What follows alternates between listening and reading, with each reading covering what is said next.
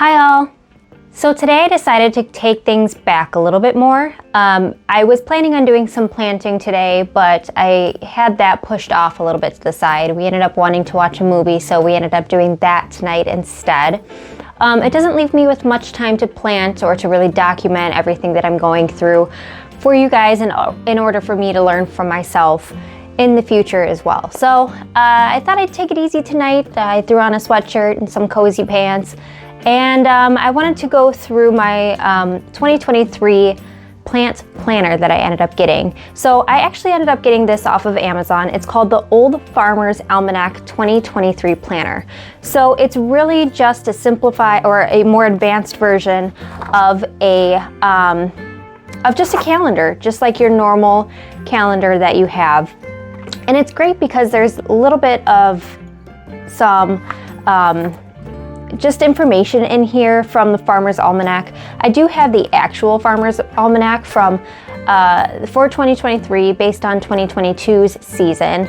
I ended up buying that early on, around like January or so, and I do that every single year. So this time I wanted to go through what I've already done. So for the most part, I have put in majority of my seeds in here already. So I wanted to document a lot of that for you guys and go through it with you and just kind of give you an idea of some of the stuff that I put in here, some of the stuff that I'm starting to keep track of, just to make things easier for me so I can see it in the long run. So I guess without further ado, we will get started. So going through, I do have my plant seeds in here. So this was our basically our seed box. Goes through flowers, sunflowers, zinnias, herbs, pumpkins and squash, tomatoes, and then vegetables. And these are all of the seed packets that I have. So everything that I have planted so far, I have pulled out. So as of just yesterday, we only planted celery seeds, onion seeds, and geraniums. I went through all of the geraniums that I had, so I actually threw that packet away, but I do have some left over for celery seeds and onion seeds as well. So we will actually put these in storage a little bit later, but I do want to make sure that they're wrapped up so that they're pretty well contained. However, this is basically what our inventory that we did for our spreadsheet is based off of. So all of these seed packets have already been put into a spreadsheet for an inventory tracker. To simplify things for myself, I actually used my spreadsheet tracker that I put on the computer or on my laptop, and I use that instead just to make it a little bit easier for myself so I'm not lugging this big box around with me everywhere. This box is basically just for my seed storage and just a little bit of the seed extra trinkets. So I do have like my cards in here, and I do have my tabs in here, but this is all related to this box only. So I pulled it out just to make sure that you guys can get a good visual of what I'm talking about, just in case you don't keep track of inventory spreadsheets or trackers along those lines. You just basically rely on your seed packets and the information on those seed packets for your gardening. So I guess I'll go through this. Today is February 10th, Friday, February 10th. So I'm pulling up February just to go through this with you. So they do have different versions of how you can see the calendar. So they have just like your full-on visual, so 1 through 28 days for February this year, and it goes through both pages like this. So as you can see, they have all of the days mapped out on the top, just like a normal calendar that you would see. But then if you flip the page, there are some additional pages over here. Each of these days have different sayings, like I mentioned before, from the Farmer's Almanac. For a visualization aspect to it though, I do kind of prioritize this page the most. So the main page with all of the different dates all on one visual is what I like to see, just to make it a little bit clearer for myself of what I'm expecting for the next day and the next day and the next day. So I could get into starting to detail everything out here, but I keep track of the inventory spreadsheet. So I have a lot of that information already put into that inventory tracker for myself. However, people who use seeds may actually benefit from using something like this because they can actually detail all the information out from their seed packets into here to keep everything in one-stop shop, and then they don't have to keep lugging around their seed packets if they want to. So it's a pretty good idea. I'll put the link down below of where I actually got this. I think I got it off of, yeah, I said that already. I got it off of Amazon, but I'll put the link to the actual product on below. Sorry. Anyways, so yesterday was February 9th. So as you can see, I have geraniums, celery, onions, and then I wanted to check the lavender herbs just to see if I had any kind of cold stratification processes, and I do for one of those packets.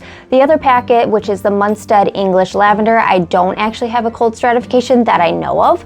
I did get that one from Renee's Garden. So the other packet I ended up getting from Eden Brothers, and that is just that's a different type of lavender, and that one did ask for a cold stratification, but I didn't do that yesterday. I'm not exactly sure if I'm going to plant that one this year. I'm trying to learn about the cold stratification process as I'm doing it, and I already have the Munstead English that I would like to plant, so I may just prioritize that one this year. Anyways, so I did end up planting my geranium seeds, my celery seeds, and my onions. And then further on, today I was going to plant, so I was going to do ranunculus, snapdragons, viola, rosemary, and delphinium. However, kind of ran out of time, like I explained to you this morning. So the ranunculus alone needs about 3 to 4 hours to soak before you're able to get them into the soil. And I just didn't have time for that right now. So I've decided that I'm going to push those actually out to tomorrow so that I have a little bit more time to plant some of that stuff. Foxglove and poppy seeds, those are going to be part of my milk jug container process. So I have been looking at different ways that you can do a cold stratification process outside. There are a bunch of different methods of doing it. And what I have learned in some other videos as well is that you can actually put them into some milk jugs. I really want to test out that process and see if it does anything for me and learn from that moving forward. So later on this month, as you can see, next weekend, so the weekend of the 18th, I will have marigold, hollyhocks, asters, and peppers that I'm going to start. I noticed that I don't have Brussels sprouts in here. I think that I have those in the beginning of March. I'm going to scroll on over, pull that over. There we go. And I do it looks like I have mid-March, so I actually may end up moving those over and doing it towards the end of February, just because in my area we don't get as much of the season that Brussels sprouts really need to grow, and I would like to get those started indoors as quickly as possible so that they have plenty of time to grow outside. Anyways, I might think about that a little bit further and move those up a little bit more so that I have them, so that I can actually get to some this year. So how I end up mapping all of this out. So basically, I took from the Farmer's Almanac last frost date from 2022. That was in April. And what I did was I basically took a seed packet, for example. Here, we've got one up here.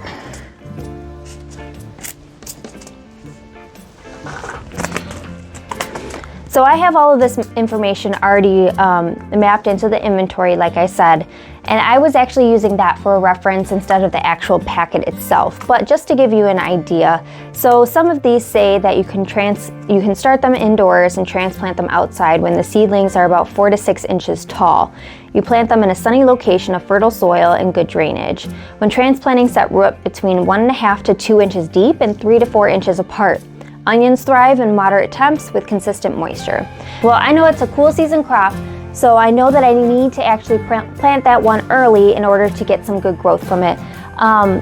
I decided to plant my onions pretty early on this year, just based on some history and some of the facts that I've been digging into online. So I knew that I really wanted to start those right away indoors to make sure I get some really good germination for those.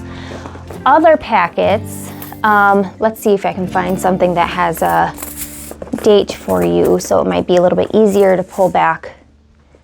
Yes, so the apricots, or the asters, I'm sorry, the king size apricot aster. So basically it says it takes 110 to 120 days. So I had already mapped that out into my inventory tracker. So basically I divided each of those into the amount of days that are in a week. So I took the 110 to 120 days and divided it by 7. And then I went from our average frost date, which was the last average frost date, which was April 17th, and worked backwards based on how many weeks that I needed to go back. So instead of counting 110 to 120 days backwards, I just went by weeks to make it a little bit easier for myself. So that's pretty much the process. It's a pretty simple process, and then I would just write it down in here and give myself enough time to be able to get some really good germination from each of those seeds. So then I did that for every single one of my seed packets that I have in here, the different types of plants that I ended up doing. So I know I have 2 different types of salvias, and I generalized it to just salvias basically. So the idea is that I'm going to be starting a lot of these together, hopefully get some really good growth. I'll be able to start some of my plants around the same time. And as long as they're a pretty good companion plant, they shouldn't really have any issues. The seedlings, they tend to do a little bit better anyways. I don't think we'll have any sort of issues on that. So planted in April. I did have some that I needed to plant all the way into June. And then in June, I know that I have my pumpkins and my winter squash. So I have the Musqué de Provence pumpkin, and then winter squash and the rest of the pumpkins. The Musqué de Provence, I don't even know if that's how you say it, but let's say that is. I have it started in mid-June. It takes a little bit longer than the rest of the pumpkins. The rest of the pumpkins I have started at the end of June. What I basically did was kind of give myself early October time to be able to harvest those, because pumpkins are usually good for about 3 to 4 weeks if they're kept in the right kind of conditions. So I just counted backwards based on the seed packet that I had in hand, and counted the number of weeks, and was able to document where and what date I would want to start thinking about planting some of those. Not everything will be planted indoors. Some things will be planted indoors, other things can be direct sow. It doesn't show a lot of this stuff here, but I do have that written down on the inventory tracker as well. So what I basically could do is take some of those details and put it on here if I really want to. Eventually, I think I'll get to that point. I just haven't had a chance to get there yet. So that's pretty much the Old Farmer's Almanac 2023 planner. It really is great. It does have like a hard cover on both the front and the back, and then it has a spiral binding here. I really actually like it. I think it was a pretty good quality product. I don't think it was that expensive either. So I would really highly recommend it. I do everything, even my budget. Like, I have a budgeting system, and I do all of that in pencil as well, just because whenever I mess up things, and I mess up all the time, I would like to be able to have something that's a clean slate, so I erase all of that information instead of having to strike lines through it or using whiteout, so on and so forth. So that's basically the process. It's really simple. It's not really tedious at all. I really do think that I like to stay a little bit organized with certain things, and I think plants is one of the biggest parts. This is really in depth for me this year. Like I said, in years previous, I would go and I would buy a bunch of packets from the store, and I would just plant however I thought I could plant everything.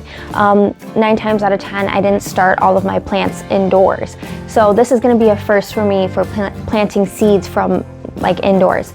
And in previous years too, if I didn't have seeds that came through, I went to the store and actually bought the pre-grown pots. So like the 3-inch pots that you can get from the store, or like the 6-cell pots that you can get from the store too, and I would just plant those in the ground as is. This year I'm going all out. I'm trying to take care of everything as best as possible. I have a bunch of stuff from Amazon coming in within the next few days. I have like a new mister. I have some more trays. I want to say that I did buy that potting tray collapsible pad thing, and you can snap the ends to make like 4 corners basically, and you're supposed to keep all of the potting in there. That's the first time I've ever used that. Normally I do a lot of my mixing outside. This year, obviously, because I don't want to step outside in the cold weather to mix some of that stuff and change all the way the soil is actually mixing together. I have to do a lot of that stuff inside. So I believe you saw me in my last video and I was struggling to keep the water in. I actually poured it down the front of me for a minute there, which is totally fine. It happens. And it was easy to clean up. It's really not that big of a deal. But it was just too flimsy and too floppy. I really don't think that it was a really good idea for a potting tray. I think it'll be great more so for just something to have in place just underneath a potting tray to make sure that, like, if there is any kind of spill or soil that ends up falling over, that all of it can be contained into one spot. So that wasn't really my best buy, but it's okay. I'll use it as just like a pickup mat or something along those lines. So as I said, I'm really getting excited about planting this year. I really hope that everything comes up. I know that's not going to be the case, but I'm going to do my best to try and just see how everything works. Tomorrow we've got some plants that we'll do quite a few different ones. I am probably going to do 2 different videos tomorrow just to make sure that I have enough time to show you guys how I'm going to do the winter sowing method, and then also enough time to document how I'm going to be planting the seeds that I'm planting into pots so that you can see all of that again from the beginning, and just kind of going through the details of that process as well. And then I think after I finish the trays tomorrow with the stuff that I've planted tomorrow in the potting trays, I'll show you a bigger picture of how the unit is turning out with all of the grow lights. So since last night, I've had the grow lights on and they seem to be doing really, really well. This room is starting to pick up a lot of heat from all of the grow lights being on almost the majority of the day. So I really do have to get some sort of fan. We do have a fan that we can run, but I want to get some more fans that we can direct up into this direction just to make sure that they get a lot of ventilation going through, a lot of airflow. We don't really want any kind of residual mold that can pop up or anything along those lines. So yeah, that's pretty much it. I have some vermiculite coming in too because, again, I really don't want any mold or any kind of, and I think that it helps to keep that moisture kind of retained too, and I feel like the onions will really do well with any kind of vermiculite just because they do need a significant amount of moisture. So hopefully we'll do that. And then also, I haven't mapped it out in my planner yet, but I know that I do have some sweet potatoes coming from Johnny's here within the next few months, and then also I have from Renee's garden a bunch of potatoes that'll be coming in too.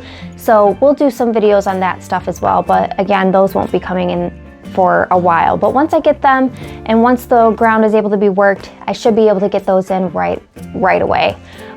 Those will be going into raised garden beds as well. So the beds definitely will have to be made before our planting season, just because we want to make sure that we have plenty of time to get all of that worked up. So that'll be some pretty big videos that are going to be coming up within the next few months.